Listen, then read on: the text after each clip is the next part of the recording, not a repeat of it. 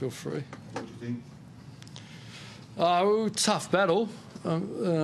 Always concerned coming off 14 days without playing a competitive game. So we worked really hard on the track, and so we thought, because we knew we were playing a real inside, dour, competitive team, so which we knew. And but look, I'd take 2 quarters. I thought we were really good with the ball and on the outside. I thought our ball movement was slick. I thought we got stripped a fair bit around stoppages, even though we won the ball. And they took control in 2 quarters, but I thought our ability to work without the ball. So everyone talks about our defence. Sometimes you're not going to win the ball and you're going to have great days. So I thought we worked harder without the ball when they had it, and then when we had it, we were really efficient with the ball and had some really good ball movement where I think we kicked 4 goals bouncing out of their forward 50, which is, you know, if you got 1 for the day, you'd be happy. We've got 4, so we're pretty slick, you know. Did you sort of prepare for a dry track? That seemed to be Yeah, well, I was asked pre-game whether about. I was going to say I was surprised, but not really, because it's just so inconsistent. I knew it was raining overnight because I couldn't sleep that well because it was dripping on my balcony. So, and then I was told it was shut at 10:30. Look, it's a wet weather game we played, but I suppose it's hard to walk in surprised. You know, it just made it a difficult day because it's such a hard surface. It gets really greasy, but at the end of the day, we still used the ball pretty well. But it just made it a bit more scrimmagey than probably it needed to be. You know, so I think the policy's so fluid. It gets shut 3 hours before the game, but. What policy? Well, there is a policy on it. I think it gets shut 3 hours before the game. I think it's tightened up because I've experienced where it's been shut at half-time, but I think because of safety we don't do that. So, I don't know, I would have thought it was shut overnight, but you know what, we'll play in anything. Defensively, you buy 67 inside the business score and it's just 6 goals. How good a defensive effort is that? Well, it was very good. Look, I think there's entries and there's entries. There's wide entries, there's slow entries, and there's ones that just cross the line. So. But at the end of the day, you know, we defended really well and we bounced out really well. So it was a unique game of footy, but we'll certainly take it.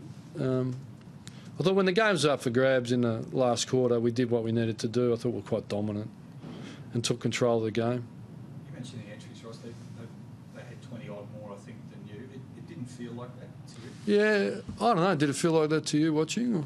First quarter. Yeah, first quarter, yeah.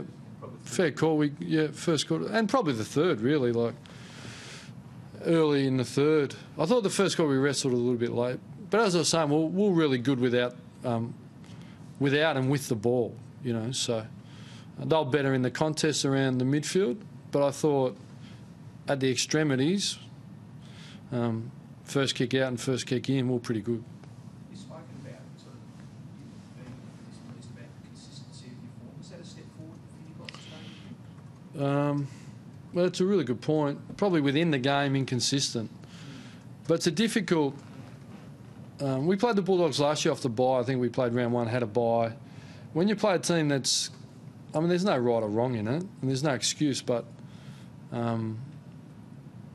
we do get conditioned as humans to routine. And so the intensity of AFL footy, I think you've seen a few struggle, and you're navigating, you're trying to rely on your experience in the group to stay mentally and physically attuned to the game. But it's an ask. But you're better off playing both you come off the bye, you feel a bit better about it.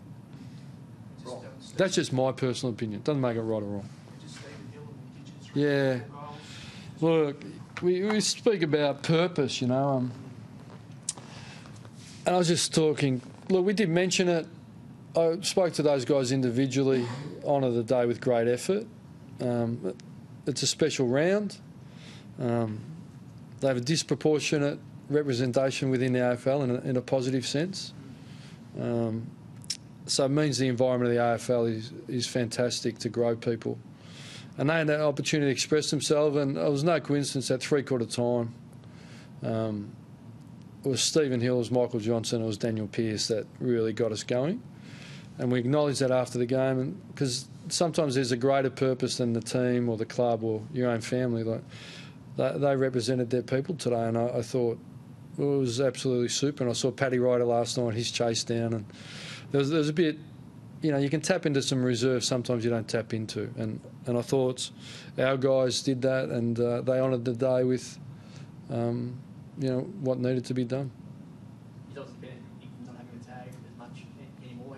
Who? Hill, obviously, he's not getting as much as a tag as what he used to. Well, everyone picks their poison. It's difficult to tag two. That's why you need a spread, and we got a spread. And it was Fife's turn more today with Wallace, but I thought Fife went forward, and we know he can really play forward. I thought he had a real impact in the last quarter forward. So Stephen's been tagged this year, but he works for a tag pretty well now, so it doesn't faze us either way. So is that Clark's played? Good point. Yeah, he's growing, isn't he? He was a bit crook today. He had a bit of a virus, and so he's pretty mentally tough. It was a step forward for Zach. Ryan Crowley's job to not only restrict Griffin, but then be pretty attacking as well. Kick a good goal in the third quarter. Yeah. How impressive was his all-round game today? Very strong. He's renowned as the best run-with player in the competition, pretty much, I would think. And he did that no harm today. And as always, he got plenty of team help. So, yeah, and offensively, he's worked on that all year. So he's a bit more of a threat. He kicked 17 goals last year, but no one really wants to talk about that. If it was a small forward, you'd probably say he's had a good year, you know. How many concerns? Valentine had the hand trip during the third? Yeah, I did see that. Yeah, I don't think it's a reportable offence anymore. It's a 50. And I thought the intent, look, a slip, fatigue, it is what it is. And I thought Hayden competed really well again today. Well, I've heard you pre-game talk about Colin Sylvia perhaps coming to play a bit of a Michael Walters role later this year. Able to elaborate on that, on when he... Yeah, well, we've moved him forward at Peel.